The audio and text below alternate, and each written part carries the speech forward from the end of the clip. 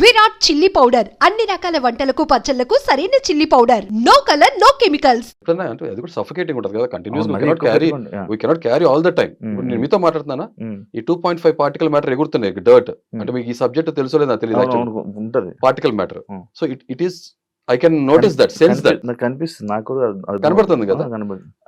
అదొక health related ఏదైతే air quality of air అనే సబ్జెక్ట్ లోకి వస్తుంది.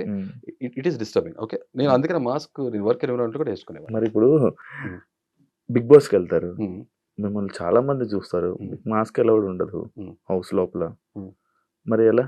నేను అదే చూసాక ఆల్రెడీ అగ్ని పరీక్షలో మాస్క్ తీసేసి వచ్చింది కదా. మరి వచ్చింది కదా. చెప్పా కదా, బిగ్ బాస్ కోసం ఫస్ట్ నేను వెళ్ళేది బిగ్ బాస్ కోసం. సెకండరీ కామన్ మ్యాన్ రిప్రజెంట్ చేస్తూ వెళ్ళే ట్రూ కామన్ మ్యాన్, నికార్సైన నిజమైన సామాన్యుని.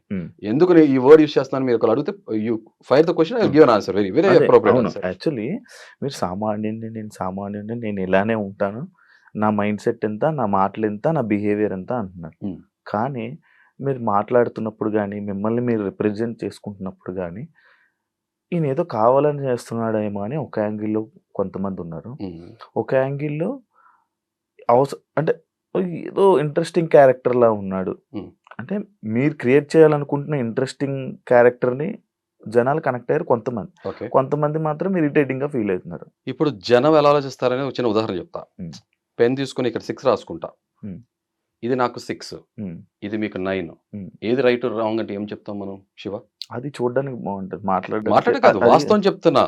ప్రతి మనిషి బ్రెయిన్ తనకు అనుకూలంగా చెప్తుంది, అవునా? ఇప్పుడు ఆ నీళ్ళలో దిగినవాడికి చలి తెలుస్తుంది, ఒడ్డు మీద ఉన్నవాడు చెప్పలేడు. నీళ్ళలో ఉన్నాడు వణుకుతుంటే ఈ డ్రామా చేస్తానని చెప్పేవాళ్ళు కూడా ఉంటారు. లోకల్ కాకులు రకరకాల చాలా వాగుతారు. Sorry to use this language, చాలా మాటలు మాట్లాడుతుంటారు. అది తెలియదు కదా మొత్తం, అర్థం కావట్లా. Don't judge a book by its cover. నేనేమన్నా టేబుల్ బుక్ నా 10 పేజీలు ఉన్నాయి అక్కడ తిప్పేసి తెలిసేసుకుంటాకి, భగవద్గీత, ఖురాన్, ఓకే, బైబుల్ లాగా చదివారండి. ఏం చదవా నాకేం తెలియదు, అంటే నేను చెప్తున్నా ఫ్లోగా. లేకపోతే డిక్షనరీ అనుకోండి, ఆక్స్ఫర్డ్ డిక్షనరీ అనుకోండి, చదువుతానికి తెలుసుకోవడానికి చాలా ఉంటాయి. Got it, simple. సో కాబట్టి ఎలా జడ్జ్ చేస్తాను నన్ను? నేను జడ్జెస్ దగ్గర అదే అన్నా, యూ కెనాట్ జడ్జ్. ఒక జీవిత కాలం పడుతుంది ఒక మనిషి గురించి తెలుసుకోవాలంటే. రేపు మీరు మ్యారేజ్ చేసుకున్నాక మీ వైఫ్ గురించి మీకు పూర్తి తెలుసు అనుకుంటే అవివేకం ఎవరికైనా, అవునా? ఇప్పుడు బయట మాట్లాడడానికి బాగానే ఉంటున్నాయి, నేను అదే చెప్తున్నా. ఇది ఒక గేమ్ షో. ఇప్పుడు నిన్ను ఒకటి జడ్జ్ చేయకుండా నీకు ఓటేలుగా వేస్తాడు. నన్ను తెలుసుకుని వచ్చేయమన్నా. ఒపీనియన్ వేరు, జడ్జ్ చేయటం వేరు. ఒపీనియన్స్ మారుతుంటాయి, సిచ్యువేషన్ కండిషన్ తగ్గట్టు, ఒక పరిస్థితులు తగ్గట్టు, ఒక రోజు తగ్గట్టు ఒపీనియన్ మారుతుంది. ఎప్పుడైనా సరే ఏ మనిషి చేయాల్సింది ఏంటంటే, ఎదురు మనిషిని జడ్జి చేయొద్దు, ఒపీనియన్ క్రియేట్ చేసుకోండి, ఒక అభిప్రాయం, తీర్మానం చేయొద్దు ఈ మనిషి ఇంతే అని. మన అలా తీర్మానం చేయగలదు, చెప్తా కదా, ఎవరు మనం జడ్జ్ చేయలేము. అంటే నన్ను నాలాగా చూసినప్పుడు ఆటోమేటిక్ ఓటేస్తారు శివ. అవును, నన్ను నాలాగా నేను ఒక మాట ఇప్పుడు ఈ పాయింట్కి వచ్చినప్పుడు నేను చెప్తా. ఫస్ట్ ఆ టాస్క్ వెళ్దామా డైరెక్ట్ పాయింట్. ఫస్ట్ ప్లేస్ కి ఎందుకు డిజర్వ్ చేస్తాను అన్నప్పుడు ఆ రోజు నేను ఈ పాయింట్స్ పెట్టాలనుకోలేదు, ఎందుకంటే నాకు సింపతి చూపించిన టాస్క్ నేను ఆ పొజిషన్ వెళ్ళాలనుకోండి. బట్ నీకు చాలా కన్స్ట్రక్టివ్ గా చెప్తా. ఇప్పుడు వచ్చిన వాళ్ళందరూ ఇన్ఫ్లుయెన్సర్స్, చాలా మెజారిటీ ఆఫ్ పీపుల్ ఇన్ఫ్లుయెన్సర్స్ ఉన్నారు. ఆ టాపిక్ కూడా మాట్లాడతా, ఆ టాపిక్ కూడా చెప్తా. వచ్చినప్పుడు వాళ్ళ లైఫ్ లో ఏదో సాధించి అచీవ్ చేసి వచ్చారు. నేను అసలు జనం ముందుకి అసలు రాట్లా, ఫోటోలు దిగట్లా, ఫంక్షన్స్కి వెళ్ళట్లా. ఒకటే ఫంక్షన్కి వెళ్ళినా కూడా నా ఫేస్ చూపించడం ఇష్టపడట్లా. 99% mostly I'm not in to public. 100% చెప్పాను. అలాంటి నేను ఒక 4 గోడల మధ్యలో ఒక షెల్లో ఉన్న మనిషిని, బందికానాలో ఉన్న మనిషిని గివ్ అప్ అనే స్టేజ్ నుంచి కాదు, రైజ్ అప్, ఓకే అనే పొజిషన్కి వచ్చి, నేను బయటకు వచ్చి ఒక స్టూడియోలో జనం మధ్యలోకి వచ్చి నేను నిలబడుతున్నాను, ఇన్ని కెమెరాల మధ్యలో ఇంతమంది మనిషి మధ్యలో నిలబడుతున్నానంటే that is the biggest challenge for me. I was very nervous, frank గా. Introvert, I'm very balance person. Intro and extro రెండు కనబడతాయి నాలో పర్సనాలిటీస్.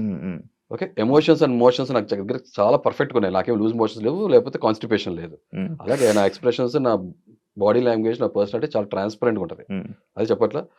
సో నేను అక్కడికి వచ్చి నిలబడ్డా నాకు బిగ్గెస్ట్ ఛాలెంజ్, అచీవ్మెంట్. అంటే అది మీరు ఎక్స్పీరియన్స్ చేయకపోవచ్చు, ఎందుకంటే మీ లైఫ్ ఒక రకంగా ఉంటుంది కదా, నా లైఫ్ అది. ఓకే, అక్కడికి వచ్చి నుంచి నా బిగ్గెస్ట్ ఛాలెంజ్. నేను చాలా నర్వస్ గా ఉన్నా. బయట టెంపరేచర్, లోపల టెంపరేచర్ చాలా తేడాగా ఉంది. నేను వెయిటింగ్ హాల్లో ఉన్నది ఇది. ఈ హుడీ వేసుకుని మాస్క్ క్యారీ చేయడం అంటే మాటల విషయం కాదు. ఈ నార్మల్ మాస్క్ వేసుకున్న తర్వాత ఈ మాస్క్ క్యారీ చేయమన్నారు. ఇట్ వాస్ వెరీ సఫికేటింగ్, ఉడికిపోతున్నా లోపల. నేను వచ్చి లోపలికి వచ్చిన తర్వాత ఐ వాస్ వెరీ నర్వస్. వాళ్ళు నన్ను క్వశ్చన్స్ అడిగారు. And I really respect judges, ఎందుకంటే నాలో నేను నిజంగా ఫేక్ పర్సన్నా లేకపోతే కరెక్ట్ పర్సన్నా, they want to test my personality. నాలో ఉన్న బెస్ట్, అసలు నేనేంటి, what is my potentiality pull out చేయడం కోసం ట్రై చేశారు. జస్ట్ లైక్ మీ, నేను కూడా కాలేజ్లో క్రికెట్ ఛాంపియన్గా ఉన్నప్పుడు లేదా క్రికెట్ లీడర్ కెప్టెన్గా ఉన్నప్పుడు నాకు బెస్ట్ టీం కావాలి అనుకున్నప్పుడు ఎవరిలో స్ట్రెంగ్స్ ఏంటో తెలుసుకుంటా కదా, వాళ్ళు అదే చేశారు. సో ఈ ప్రాసెస్లో ఎవరైతే మనం ట్రై చేశారో ఇది నా అచీవ్మెంట్ ఫస్ట్. 2 నా నిజాయితీ. నాకు అక్కడ చాయిస్ ఆప్షన్ ఉంది. ఇప్పుడు కోపం నా నిజాయితీగా ఉన్నదో చెప్పా, అంటే పెరిగిన వాతావరణం నా బాల్యం అంతా కూడా అలా ఉంది కాబట్టి సమాజం ఇది చెప్పా కదా, కొంచెం నాకు ఈ పేట్రియట్ భావాలు, సమాజం, సొసైటీ అన్ని కన్సర్న్స్ ఎక్కువ ఉంటాయి. అవన్నీ కూడా మీకు డీటెయిల్ కాబట్టి మీకు లెంత్ అవుతుంది చెప్పేస్తా, బట్ అది కూడా మాట్లాడుకుంటాం. సో అలాంటి వ్యక్తిత్వం ఉన్న మనిషిని నేను, కోపం సహజంగా ఎక్కువ ఉంటుంది కాబట్టి. మీరు ఎవరైనా రీసెంట్ గా చేసుకున్నారా రీసెంట్ పాస్ట్ లో అడిగారు. మీ వైఫ్ నో అది అసలు మీకు టెలికాస్ట్ అవ్వాల. రీసెంట్ పాస్ట్ లో ఎవరైనా రీసెంట్ గా ఎవరు మీరు చేసుకున్నారంటే నాకు గుర్తులేదండి, ఈ మధ్యకాలంలో ఎవరు చేసుకోవట్లా, చేతులు వెనక కట్టుకుని ఉంచుంటున్నా అని చెప్పాను. ఓకే, కోపం వస్తే ఏం చేస్తారు? కోపం రివీల్ చేస్తా, ఫేక్ ఉండు కదా, కోపం వస్తే కోపం రివీల్ చేస్తా. దాని తర్వాత ఓకే ఎవరు మీరు చేసుకున్నారు, కోపం వస్తే కొడతారా అంటే కొడతా. ఏ కాంటెక్స్ట్ లో కొడతా, కోపం యొక్క సివియారిటీ ఎంత, ఇంటెన్సిటీ ఎంత అడిగితే నేను కరెక్ట్గా రైట్ క్వశ్చనింగ్ పెట్టుంటే నేను చెప్పేవాడిని. సరే టైం ఫ్రేమో లేకపోతే వాళ్ళకి ఆ టైంలో స్పాంటేనిటీగా ఆలోచన వచ్చిందో వాళ్ళు ఆ క్వశ్చన్ చేస్తారు. తర్వాత ఎప్పుడైనా మీ వైఫ్ మీద చేసుకున్నారా ఎప్పుడన్నా చేస్తారా సంథింగ్ లైక్ దట్ అడిగారు కదా. ఇప్పుడు నాకు 2 ఆప్షన్స్ ఉన్నాయి శివ, మీరు ఆలోచించండి. నేను శుద్ధపూసని శ్రీరామచంద్రుడిని నేను చేసుకోవాలా, అబ్బో నేను మన్మధుడిని అని చెప్పి ఏదో పోర్ట్రే చేసి బ్లఫ్ చేసి షోలో ఆపర్చునిటీ తీసుకుని లైఫ్ లో కెరియర్ లో సక్సీడ్ అవనా, లేకపోతే నిజాయితీగా ఉన్నా? ఎందుకంటే నా షోకి వెళ్ళేది నేనేమన్నా లాస్ట్ 3 seasons నా ఎందుకు నచ్చలేదంటే ఈ sympathy cards, victim cards, okay community cards, language, ప్రాంతం ఇలాంటి కార్డ్స్ ఆడి తెలుసు కదా ఏం చేశారు. సో దాన్ని పొడుకోబెట్టి నాకు ఇష్టం లేదు. ఈసారి నాకు నాలాగా అదే చెప్తున్నా కదా, సామాన్యుడు కాదు ఈసారి వచ్చేవాడు అసామాన్యుడు, కామన్ మ్యాన్ గానే వెళ్తా. షో అయిపోయేటప్పటికి come on man what a journey, ఇది కదరా కంటెస్టెంట్ అన్నట్టు ఉండాలని నేను ఆ కమిట్మెంట్ ఉన్నవాడిని. నేను నిజాయితీగా మాట్లాడా, చేసుకో ఎస్ అన్న, కొట్టారంటే కొట్టానన్న.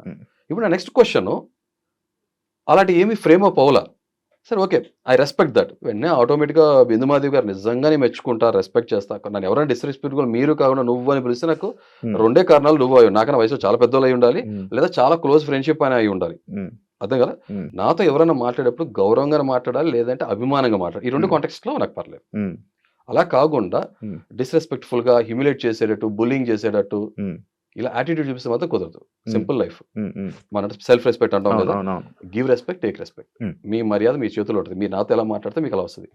మీకు ఎలా వస్తుంది అంటే కాన్కేవ్ కాన్వెక్స్ లెన్స్ లాగా వస్తుంది, భూతద్దం లాగా వస్తుంది మీకు, అంతే సింపుల్. సో నాతో అలా మాట్లాడారు, ఆబ్వియస్ గా మీరు చూస్తుంటే రెస్పాండ్ అయ్యాను, అయిపోయింది. సో ఇప్పుడు నాకు ఇది 2వ రీజన్. ఇప్పుడు ఇక్కడ బయట జనం నన్ను చాలా బాగా జడ్జ్ చేస్తున్నారు. ఏదో వైఫ్ బీటర్ అన్నట్టు పోర్ట్రే చేస్తున్నారు. వైఫ్ బీటర్ ఏదైనా గుళ్ళో గంట, పొద్దున సాయంత్రం టంగ్ టంగ్ టంగ్ టంగ్ కొట్టడానికి, స్కూల్లో గంట పొద్దున కింద పైన కొట్టేసేయడానికి. అవతల మనుషులు కదా, చదువుకున్న వాళ్ళు కదా, ప్రేమించినా కూడా నన్ను పెళ్లి చేసుకున్న అమ్మాయి లేదా మా ఇద్దరు పెళ్లి చేసుకున్నప్పుడు తర్వాత రేపు పొద్దున ఎనీ పాయింట్ ఆఫ్ టైం తను వెళ్ళిపోద్ది కదా. నాతో ఎందుకు ఉండాలి? 20 సంవత్సరాలు మా పరిచయం, ఇప్పుడు 2005 మాకు ఫస్ట్ పరిచయం. ఎందుకు నాతో ఉండాలి? చిన్న కామన్ సెన్స్ తో అందరికి అర్థం అయిపోవాలి. తను ఓకే పాపం దెబ్బతిన్న మనిషి శారీరకంగా మానసికంగా బాధపడి ఉంటుంది. కొట్టినవాడు ఆడవాళ్ళు కళ్ళ నీళ్లు పెట్టి ప్రదర్శించి వాళ్ళ ఎమోషన్ చూపిస్తారు. చాలా మంది మగాళ్ళు బాధపడతారు, బయటికి చూపించరు అంతే. నేను ఎన్ని నా దృష్టిలో ఎంత దిగజారిపోయి ఉంటాను, నేను ఎన్నిసార్లు నేను తిట్టుకుని ఉంటాను ఏంటిలా అని, మరి అది కనపడదు కదా. అయినా ఇంకో విషయం, మొగుడు పిల్లల మధ్యలో ఎవరు రాకూడదు, గాలే రాకూడదు, 3వ వ్యక్తి లేదా షో ఫార్మాట్ వచ్చింది. బట్ నేను నిజాయితీగా ఉండాలి కాబట్టి నా కన్విక్షన్, నా నిబద్ధత క్లియర్ గా నేను ఎంత ముక్కుసూటి కూడా తెలియజేస్తాను. చాలా మంది బయట జడ్జ్ చేస్తున్నారు. ఇప్పుడు 2 సెట్ ఆఫ్ పీపుల్ ఉన్నారు. ఇప్పుడు నాకు సింపతి విక్టిమ్ కార్డ్ అని చెప్పాను కదా, అందుకనే నేను గుడి చేయించినప్పుడు కూడా మీరు ఎవరి దగ్గర సింపతి ఏమైనా కోరుకోవాలి, ఆ పాయింట్ ఎత్తి అసలు నేను మాట్లాడాల. ఓకే అది కానీ ఇప్పుడు వచ్చింది కాబట్టి కాంటెక్స్ట్ చెప్పేస్తాను చాలా constructive, why I deserve first place అనేది షోస్ కన్ఫైన్ అయ్యే చెప్తా. సో మా మిస్సెస్ నన్ను ఒక మాట అడిగింది, కన్నా ఇంటికి వచ్చిన తర్వాత కన్నీటితో స్వాగతం పలికింది, ఏంటిదని. ఇది గుండు విషయం.